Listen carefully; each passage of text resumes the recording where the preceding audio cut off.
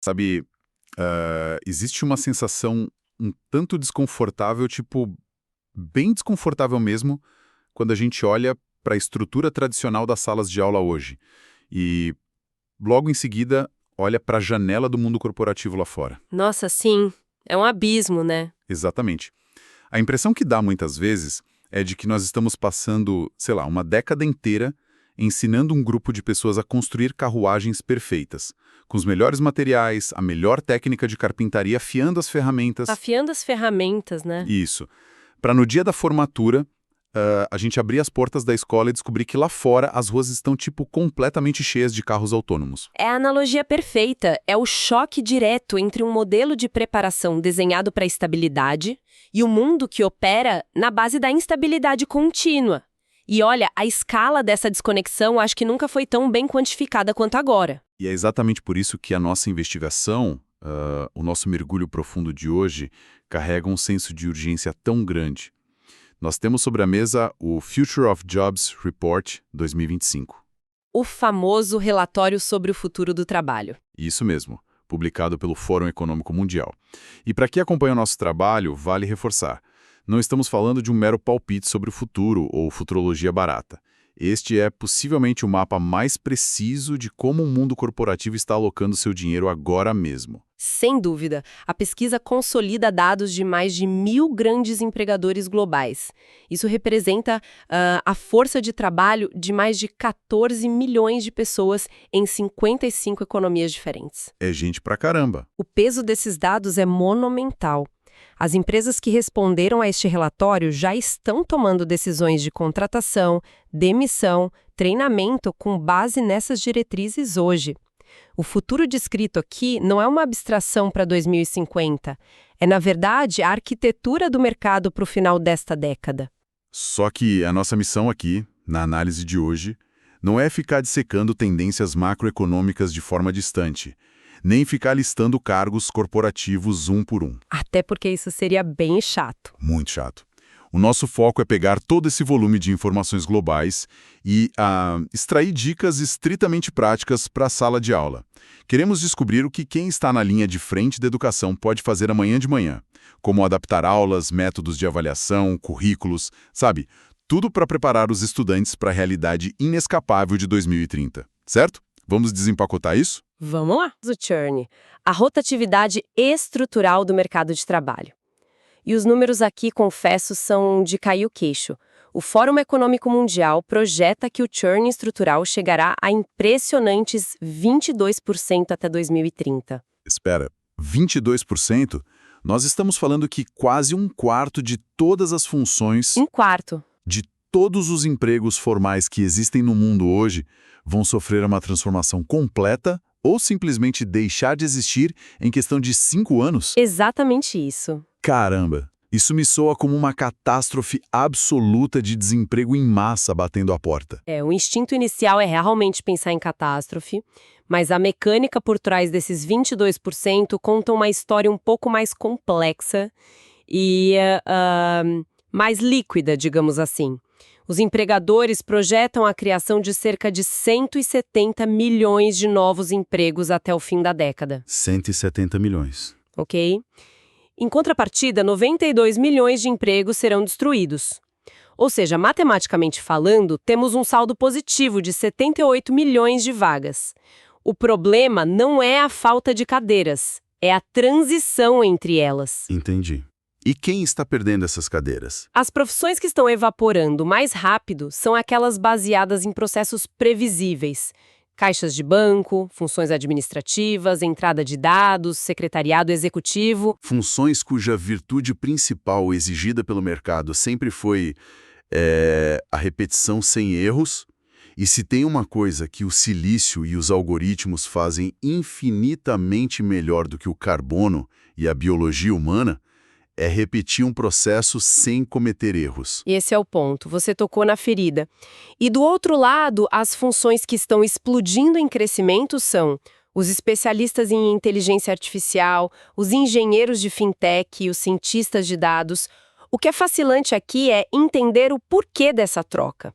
A tecnologia não está apenas agindo como um trator que empurra o humano para fora da fábrica e coloca um robô no lugar. Certo. Ela está reescrevendo o que significa gerar valor.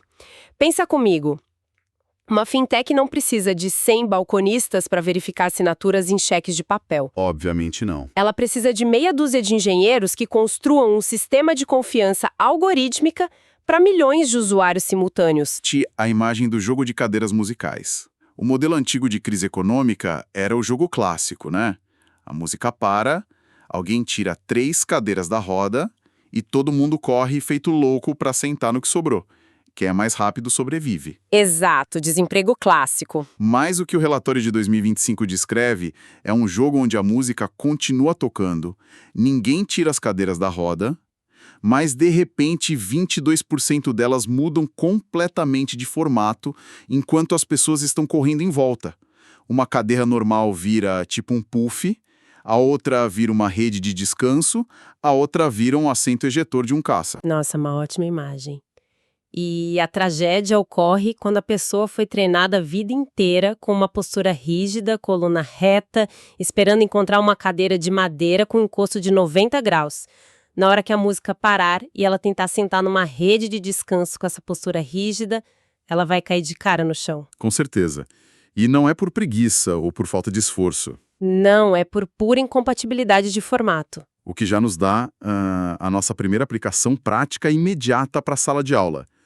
Se a educação continuar obcecada em treinar um aluno para ocupar uma única cadeira, perfeita, tipo uma profissão imutável e com fronteiras muito claras, o risco desse estudante se tornar obsoleto logo nos primeiros anos de carreira é gigantesco. Gigantesco. A lição de base aqui para os educadores é que o ambiente de aprendizado não pode mais focar apenas em dissecar a anatomia de uma cadeira específica.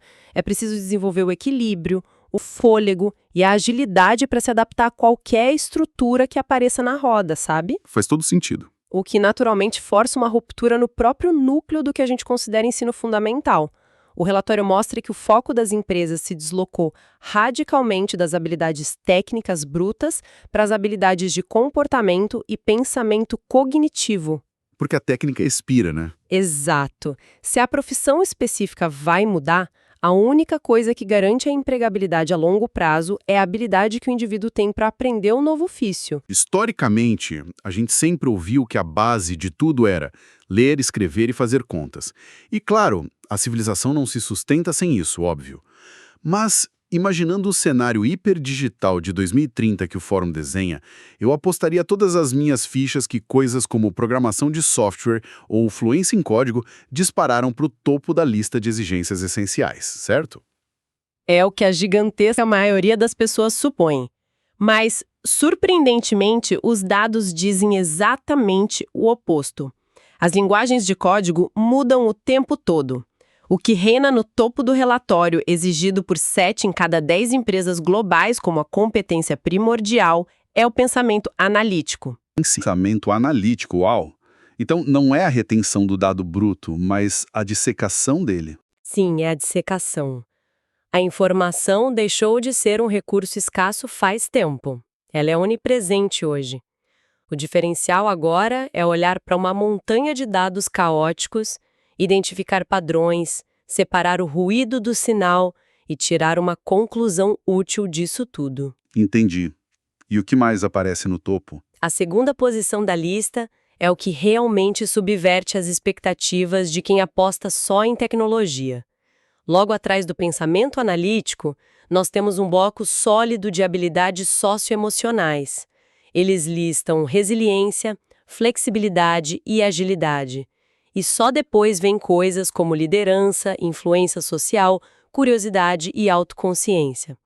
Na verdade, a flexibilidade é o maior divisor de águas estatístico entre quem ocupa vagas em expansão e quem está preso em funções em declínio. Bom, agora nós esbarramos no grande drama do educador contemporâneo, né? Porque é muito fácil para os diretores globais lá no Fórum Econômico Mundial publicarem relatórios brilhantes dizendo ensinem resiliência e agilidade. Super fácil no papel. Mas imaginemos a situação de quem ensina. Como um professor traduz agilidade cognitiva quando o Conselho Estadual de Educação exige, no final do ano, a aplicação de uma prova padronizada de múltipla escolha? Sabe aquela prova onde só existe uma resposta certa e o erro é sumariamente punido com uma nota vermelha? Olha, é uma hipocrisia estrutural do sistema educacional atual. O teste padronizado, no fundo, mede conformidade. Ele avalia a capacidade do aluno de chegar à única conclusão aceitável por um único caminho que já foi pré-estabelecido. Ele ensina, na prática, que falhar é o fim da linha. E o mercado quer o oposto. Totalmente o oposto. No mercado de 2030, resiliência não é aguentar pressão calado numa mesa de escritório. É a capacidade de tentar um caminho, ver que ele deu muito errado, recalcular os recursos e tentar outro método em tempo recorde sem desmoronar emocionalmente no processo. Então, fugindo dessas amarras burocráticas tradicionais, como a gente leva essa ginástica de resiliência e pensamento analítico para a prática da sala de aula amanhã de manhã? O caminho prático é migrar da resolução de problemas fabricados para problemas complexos e imprevisíveis. Uma dica que eu acho fantástica é a inserção de variáveis surpresa em trabalhos de longo prazo. Variáveis surpresa? Como assim? Imaginemos um projeto na aula de ciências, onde os alunos precisam planejar o saneamento básico de uma comunidade fictícia. Eles passam 2 semanas desenhando o plano inteiro, calculando tudo. Aí, na 3ª semana, o educador entra na sala e anuncia: pessoal, ocorreu um corte de 40% no orçamento do projeto. Ou, sei lá, descobrimos uma nova reserva ambiental intocável bem no meio do terreno de vocês. Nossa, isso é brilhante. Você literalmente joga uma bomba no planejamento dos alunos. Exatamente. O pânico inicial vai acontecer. E essa é a intenção pedagógica da coisa. A avaliação real não é mais apenas sobre a viabilidade técnica do sistema de água. É sobre como o grupo reagiu ao caos. O comportamento deles diante da falha do plano A. Isso. Quem assumiu a liderança para acalmar os ânimos, como eles usaram o pensamento analítico para podar os custos sem destruir o projeto inteiro, como eles negociaram as novas regras entre si, o processo de frustração e recalibragem é a verdadeira aula de resiliência. O conteúdo de ciências virou apenas o veículo para ensinar o comportamento. Criar um ambiente controlado onde o imprevisível é garantido. Fantástico. Mas, pensando bem, toda essa flexibilidade cognitiva não vai adiantar muita coisa se o aluno não souber pilotar as ferramentas certas de amanhã. E aqui é onde a coisa fica realmente interessante. Porque quando olhamos para as competências em ascensão mais rápido no relatório, inteligência artificial e alfabetização tecnológica dominam o topo do ranking. O relatório aponta que a expansão digital é o maior motor isolado de transformação. E qual foi a primeira reação instintiva de grande parte das instituições de ensino quando a IA generativa, tipo o ChatGPT, apareceu? Pânico. Pânico absoluto. Pânico total. Vimos uma onda global de proibições, né? Escolas bloqueando IPs de ferramentas de linguagem nos roteadores de Wi-Fi, ameaças de suspensão. Teve professor exigindo que todas as redações voltassem a ser escritas à mão na sala de aula sob supervisão estrita, tudo para evitar qualquer suposta fraude feita por inteligência artificial. O que, olhando para este relatório agora, parece o equivalente a proibir o uso de calculadoras no meio de uma revolução da física quântica. Só porque, na cabeça de alguém, alguns precisam saber fazer divisão na chave para sempre. É remar contra uma maré incontrolável e, o que é muito pior, é privar os estudantes da exata habilidade que o mercado global implora que eles tenham. O ponto crucial do Fórum Econômico Mundial sobre a IA generativa não é a substituição do humano, preste atenção nisso, é a potencialização das suas capacidades. A palavra é aumentação. Potencialização, ou seja, não é usar a máquina para fazer o trabalho no seu lugar para você ir dormir, mas usá-la para levantar o teto do que você consegue alcançar sozinho. A mecânica disso nos dados é muito poderosa. Eles mostram que a IA permite que um trabalhador novato consiga desempenhar tarefas analíticas de um especialista veterano em muito menos tempo. A IA age como um copiloto cognitivo. E pensa bem, se o mercado não vai pagar ninguém em 2030 para escrever um e-mail longo do zero ou resumir um relatório de 50 páginas manualmente... A escola perde muito tempo avaliando essas mecânicas de forma analógica hoje. Exato, a escola perde um tempo precioso. Então a dica prática para a sala de aula aqui é bem clara. Os educadores precisam parar de lutar contra o copiloto e começar a ensinar os alunos a voarem com ele. E a alfabetização tecnológica não é saber onde fica o botão de ligar ou como abrir uma nova aba no navegador. É entender o raciocínio por trás daquela caixa preta gigante. Como um professor de história, por exemplo, faria essa virada de chave na prática. Transformando a IA em objeto de curadoria e não em um atalho de entrega rápida. Em vez de o professor pedir uma redação sobre as causas da Revolução Francesa, o que a máquina faria em, 5 segundos, ele inverte o processo. Como seria essa inversão? A tarefa passa a ser: abram a inteligência artificial, peçam para ela gerar 3 textos distintos sobre a Revolução Francesa, o primeiro sobre a ótica da nobreza da época, o segundo sob a ótica dos camponeses e o terceiro sob a ótica da igreja. Então a geração do texto é apenas o aquecimento da aula. Perfeito! O trabalho real do aluno começa com o texto pronto na tela. A avaliação vai ser a análise crítica desses 3 rascunhos. O estudante vai precisar identificar os vieses que a máquina incluiu sem querer, apontar quais fatos históricos ela omitiu, checar as fontes que ela citou e, o mais importante, discutir como o prompt inicial, o comando que o aluno deu, influenciou a resposta da IA. Genial. Isso atinge múltiplas habilidades daquele topo da lista que você mencionou. Exige pensamento analítico pesado para revisar a máquina e exige o que a gente pode chamar de pensamento sistêmico na hora de formular os comandos, porque uma IA só devolve uma resposta genial se ela for provocada com uma pergunta estruturalmente genial.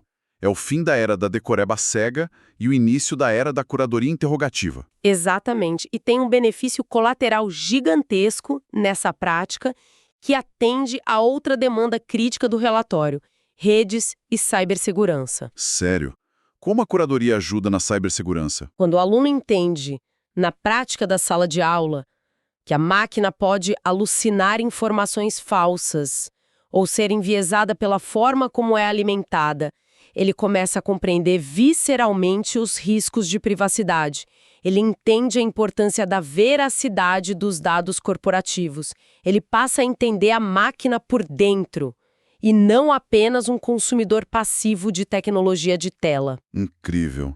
Nós passamos da memorização isolada para uma simbiose real entre o humano e a máquina. Agora, tem uma virada no relatório que me chamou muita atenção.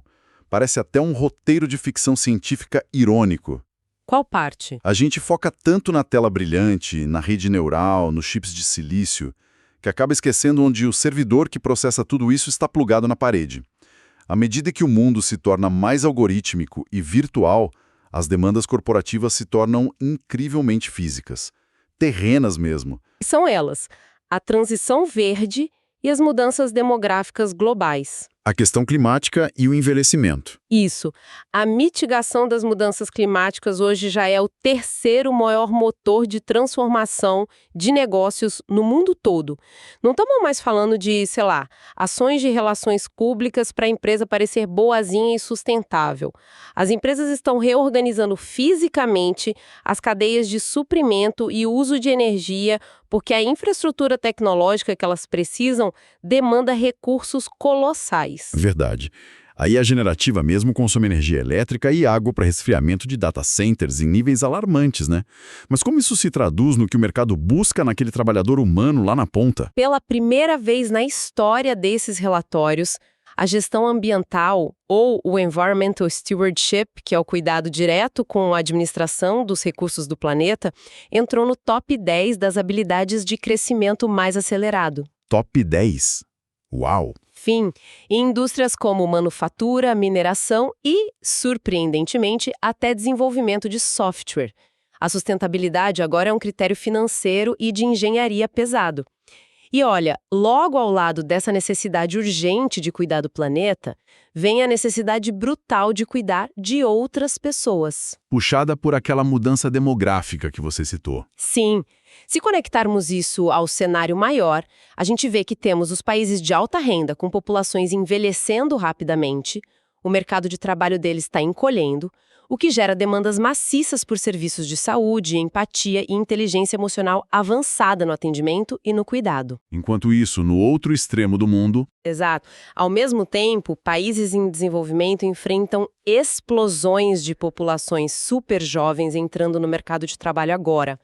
Isso impulsiona a necessidade global por líderes com habilidades de ensino e mentoria e de escuta ativa. O mercado está praticamente gritando que o silício e a IA resolvem a eficiência e a velocidade. Mas a coesão social e a gestão de crises humanas exigem profissionais altamente treinados em empatia e tato. o desafio prático para nossa audiência, então, é: como a escola ensina empatia e gestão ambiental de verdade? Porque, convenhamos, não dá simplesmente para abrir espaço na grade curricular para uma aula na quarta-feira de manhã chamada Sustentabilidade Teórica e espera que isso forme magicamente um gestor de recursos de bilhões de dólares. De jeito nenhum! A abordagem tem que ser transversal, sistêmica, sabe? O meio ambiente não é mais um capítulo isolado no final do livro de biologia. Ele é a métrica pela qual todas as decisões do aluno devem ser medidas a partir de agora. Dá um exemplo prático disso. Claro! Em uma aula de matemática pura, por exemplo. Em vez de ficar calculando juros compostos em cenários totalmente abstratos que o aluno não liga, eles podem calcular o consumo energético e as projeções de custo financeiro de diferentes matrizes de energia para o município onde eles moram de verdade. Trazer a realidade climática para a equação. Sim! Em história, a Revolução Industrial precisa ser analisada tanto pelo maravilhoso salto tecnológico quanto pelo imenso custo ecológico que foi empurrado para os séculos seguintes.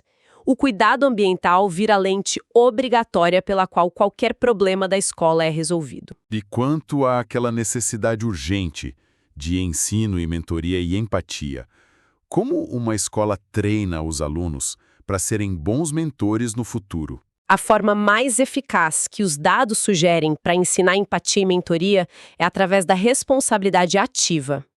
Escolas inovadoras podem implantar programas estruturados de aprendizado entre pares. Aluno ensinando aluno. Isso. Pegar os alunos do penúltimo ano, que têm muita facilidade em certos temas, e dar a eles a responsabilidade formal de serem mentores acadêmicos e emocionais de alunos que são, 3 anos mais novos que eles. O que muda completamente a dinâmica de poder da sala, né? O professor deixa de ser a única fonte de luz ali. E prepara esse adolescente para o mercado real de gestão. Pensa bem, quando um aluno de 15 anos precisa descobrir por que a criança de 12 não está conseguindo entender frações, ele não pode simplesmente gritar a resposta.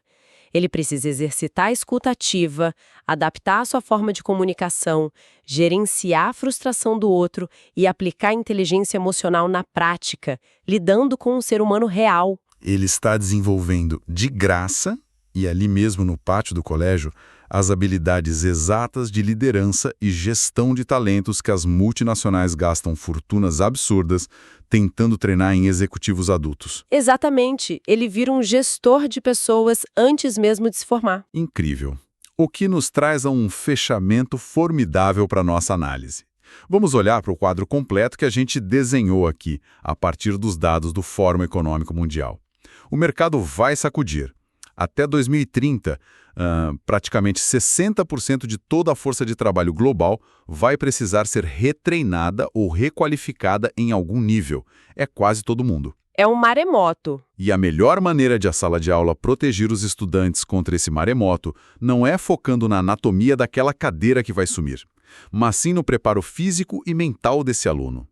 É o cultivo implacável do pensamento analítico, o uso criativo e de curadoria da inteligência artificial como copiloto, dinâmicas que forçam a resiliência diante do caos imprevisível e um profundo senso de cuidado com os recursos do planeta e com a equipe ao redor. Então, o que tudo isso significa, no final das contas? Significa, acima de tudo, que a narrativa de que a tecnologia é a maior barreira para o futuro está completamente errada. O relatório aponta que a barreira número 1 para a transformação, citada por 63% dos grandes empregadores globais, é a lacuna de habilidades humanas. Falta gente preparada. Falta gente. A tecnologia já existe, já é barata e está escalando rapidamente. O que faltam são humanos com a arquitetura mental adequada para conduzir essa tecnologia sem destruir o tecido social ou a viabilidade econômica no processo. A sala de aula não está apenas correndo atrás do mercado tentando se atualizar. Ela é, na verdade, o único gargalo real que pode impedir a estagnação global na próxima década. Olha, é uma pressão colossal sobre os ombros de quem educa, mas também a maior validação da importância crítica do papel do educador que eu já vi em muito tempo. E diante de tudo isso, para quem está nos ouvindo e repensando a própria carreira e o próprio método, existe uma reflexão final que o relatório talvez não escreva com todas as letras na introdução, mas que pulsa em cada página nas entrelinhas. Qual é a reflexão? Se a curiosidade e o aprendizado contínuo estão lá no topo do que nos faz valiosos, e se a gente já sabe que as ferramentas e verdades técnicas expiram cada vez mais rápido com a IA, o papel primordial da educação precisa dar um giro completo de 180 graus. Talvez a maior entrega de valor de uma escola no século XXI não seja a quantidade de novos conceitos que ela consegue depositar na cabeça de um estudante. Não é o volume do currículo. Não. O desafio supremo, a habilidade mais rara e valiosa de todas no futuro, será ensinar aos estudantes a arte de desaprender. Nossa, a arte de desaprender. É como soltar a âncora, né? Exato. Soltar a âncora que te prende ao passado. Historicamente, a escola sempre premiou aquele aluno que agarrava uma informação, decorava e a defendia até o fim na prova. Mas e se a métrica de sucesso mudar? Como a gente constrói uma sala de aula que ofereça um ambiente psicologicamente tão seguro que um estudante se sinta totalmente confortável e que até celebre o momento em que ele descobre que a sua premissa antiga estava redondamente errada? É uma quebra de ego violenta. Muito violenta. Descartar ativamente uma crença ultrapassada ao ser confrontado com uma nova evidência baseada em dados exige uma maturidade intelectual e emocional que as máquinas ainda não têm e talvez nunca tenham. Fica a provocação gigante para a nossa audiência que está na linha de frente. Os nossos métodos de avaliação hoje estão premiando a capacidade de reter o que já é obsoleto ou a coragem de desaprender para conseguir sobreviver ao que vem a seguir?